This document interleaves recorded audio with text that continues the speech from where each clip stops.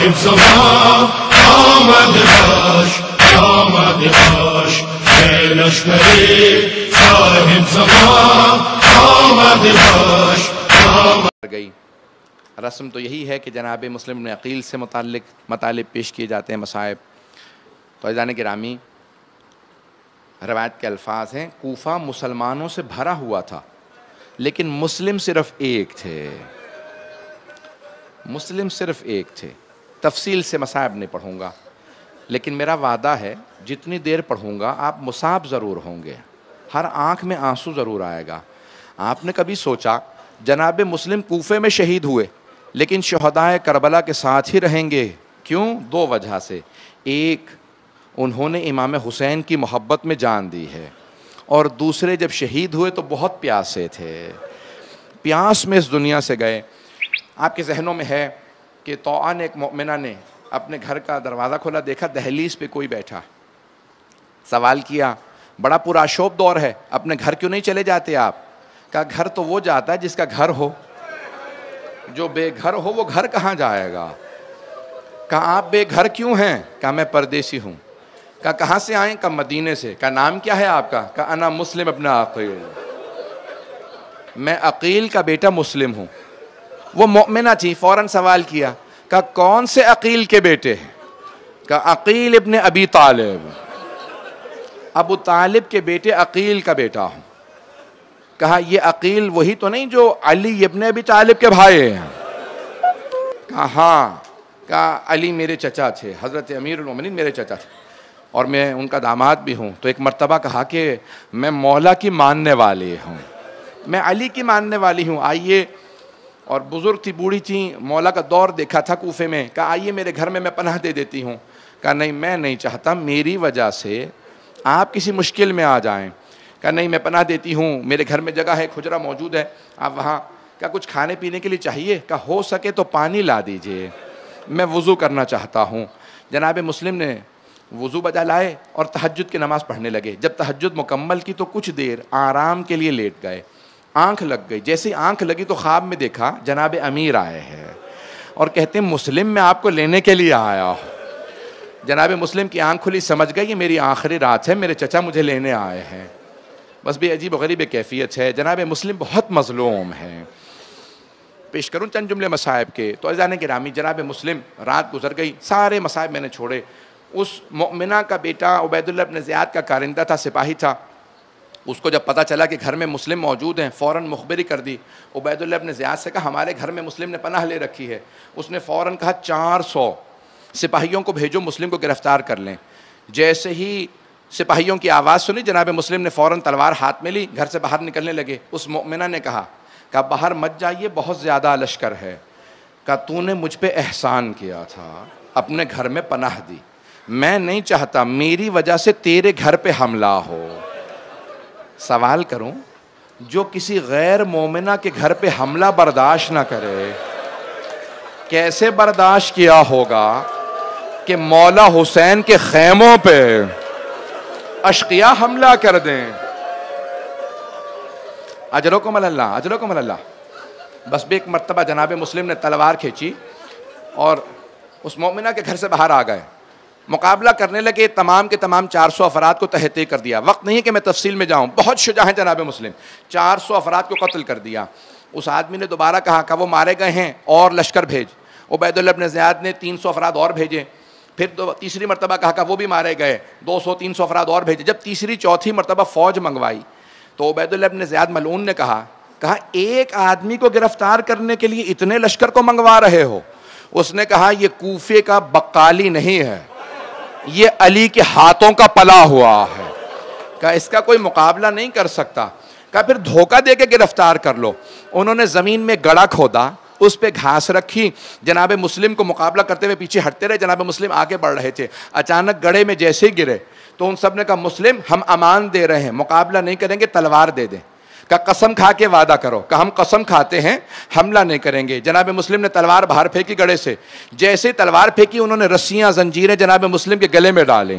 جیسے ہی زنجیریں ڈالی تو جناب مسلم نے کہا ھذا اول الغدر، یہ پہلا دھوکہ ہے، تم کیسے مسلمانوں قسم کھا کے دھوکہ دیتے ہو؟ بس ایک مرتبہ گرفتار کیا، زنجیروں میں رسیوں میں لے جانے لگے.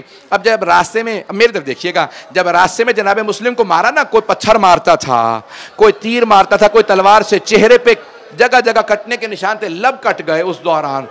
جیسے ہی دارالامارہ پہنچے تو ایک دربان کھڑا تھا، وہاں پہ ایک آدمی بیٹھا تھا، فوراً کھڑا ہوا، کہا آپ مسلم ابن عقیل تو نہیں ہیں؟ کہا انا مسلم ابن عقیل، ہاں میں مسلم ابن عقیل ہوں. کہا آپ علی کے بھتیجے اور داماد ہیں؟ کہا ہاں. کہا کہ میں مولا کا ماننے والا ہوں، اگر کوئی کام ہو تو بتائیے. کہا اگر ہو سکے تھوڑا پانی پلا دے، میں بہت پیاسا ہوں. ایک مرتبہ اس نے ایک کوزے میں پانی لیا، پانی پیش کیا. جیسے ہی جناب مسلم کوزے کو چہرے کے سامنے لائے، ہونٹ کٹے ہوئے تھے، خون بہنے لگا. جیسے ہی وہ خون آلودہ ہوا، کہا نیا تازہ پانی دے دے، اس میں بہت زیادہ خون بہ گیا ہے. دوبارہ پانی لیا، پھر خون بہنے لگا. کہا پانی نہ دینا، لگتا ہے خدا یہی چاہتا ہے میں اس کی بارگاہ میں پیاسا جاؤں. میں نے تمام کر دیا، بس بھئی 2 سے 4 منٹ کی زحمت دوں گا. ایک مرتبہ رسیاں باندھ کے جناب مسلم کو دارالامارہ کے اندر لے گئے. سامنے تخت کے اوپر عبید اللہ ابن زیاد بیٹھا تھا. ایک آدمی نے کھڑے ہو کے کہا کہ مسلم تم نے امیر کو جھک کے سلام نہیں کیا. کہا میرا امیر صرف حسین ہے. لا امیری سوال حسین، میرا کوئی امیر نہیں سوائے حسین کہ میں صرف حسین کو اپنا مولا مانتا ہوں، اسے اپنا مولا نہیں مانتا، اسے سلام نہیں کروں گا. فوراً عبید اللہ، بہت تفصیل ہے، عبید اللہ ابن زیاد نے کہا جاؤ جا کے چھت پہ لے جاؤ اور مسلم کا سر قلم کر دو. انہوں نے ہاتھوں کو پشت پہ باندھا اور ایک مرتبہ جناب مسلم کو دارالامارہ کی چھت پہ لے گئے، بہت بلندی پہ، گھٹنے زمین پہ رکھے اور ایک مرتبہ کہا گردن سامنے لے آئے، ہم گردن قلم کریں گے. تو دیکھا جناب مسلم کی آنکھوں میں آنسو ہے، رو رہے تھے. پوچھا کیا بات ہے، رو کیوں رہے ہو؟ کہا میں اپنے لیے نہیں رو رہا، میں نے مولا حسین کو خط لکھا ہے مولا کوفے آ جائے. کب میں پچھتا رہا ہوں میرے مولا عراق آ رہے ہیں. یہ کوفہ ایسا نہیں کہ حسین یہاں آئے. ہاں جوڑ کے جملہ کہہ رہے آپ کے مولا حسین تو بہت دلیر ہے، ساتھ میں عباس ہیں. کہا نہیں، مجھے اس بات پہ بھی صدمہ نہیں کہ مولا آ رہے ہیں، لیکن صدمہ اس بات پہ ہے مولا اپنی بہنوں کے ساتھ آ رہے ہیں.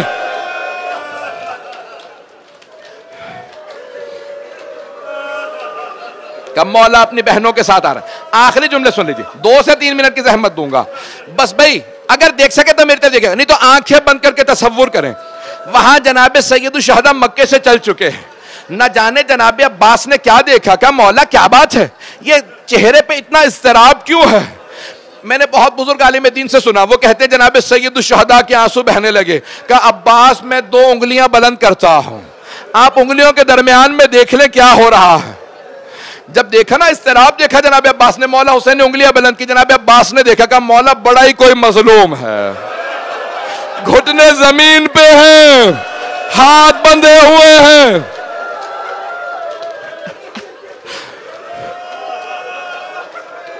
مولا حسین نے کہا کہ عباس ذرا غور سے دیکھو.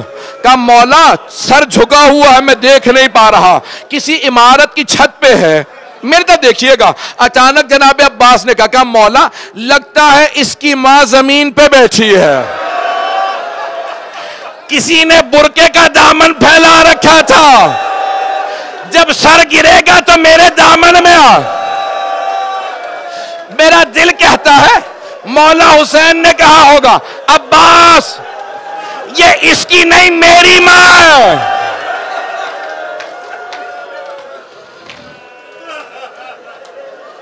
اجرکم اللہ، اجرکم اللہ. میں تمام کر دیتا. کہ عباس ذرا غور سے دیکھیے. ایک مرتبہ جناب عباس دیکھ رہے ہیں، جب دیکھنے لگے تو ایک مرتبہ کہا مولا یہ میرا بھائی مسلم ہے. مولا آپ نے جس معجزے سے مجھے دکھایا میرا بھائی کس حالت میں ہے، مولا مجھے اسی معجزے سے وہاں پہنچا دے، میں اپنے بھائی مسلم کا دفاع کروں گا. ایک مرتبہ جلاد نے تلوار چلائی، سر قلم ہوا، زمین پہ آیا، بی بی نے آغوش میں لیا. جناب مسلم کے جسد کو کوفے کے بازاروں میں پھرایا گیا. میں نے تمام کر دیا. آخری جملہ سنیں گے؟ بس بھئی یہ سارے جملے میری طرف دیکھ کے سن لیجئے گا. جناب سید الشہداء نے کہا عباس یہاں خیمے نصب کر دیں.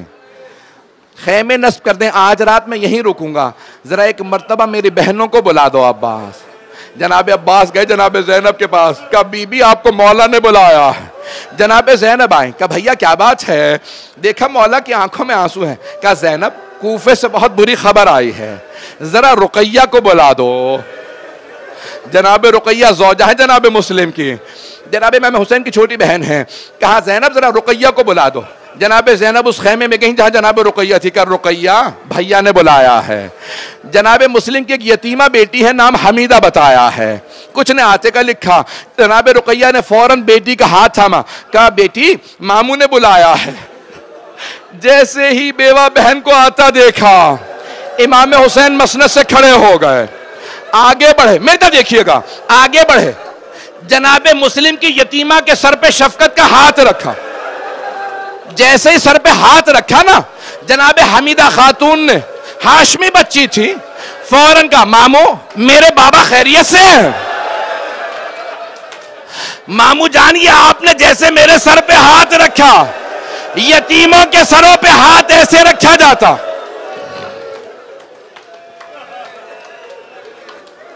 امام حسین علیہ السلام نے جناب حمیدہ سے ایک جملہ کہا، کہا بیٹی اپنے آپ کو یتیم نہ سمجھنا، ابھی ماموں زندہ ہے۔ جملہ کہا جناب زینب سے، کہا زینب میری صندوقچی لا دیجئے۔ جناب زینب نے صندوقچی دی۔ اب روایت کے الفاظ ہیں، امام حسین نے صندوقچی سے 2 بالیاں نکالیں، اپنے ہاتھوں سے مولا حسین نے جناب حمیدہ کے کانوں میں بالیاں پہنائیں۔ جب بالیاں پہنائیں کہ بیٹی اپنے آپ کو یتیم نہ سمجھنا، ماموں زندہ ہے۔ روایت کہتی ہے قریب میں ایک 3.5 برس کی بچی کھڑی تھی،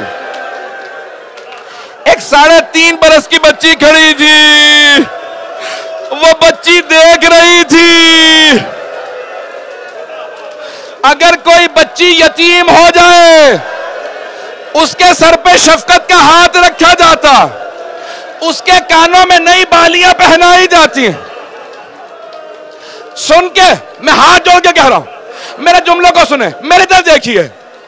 بچی بہت چھوٹی 3.5 برس کی، سمجھ گئی، بچی چاہتی تھی یتیموں کے سر پہ ہاتھ رکھا جاتا، نئی بالیاں۔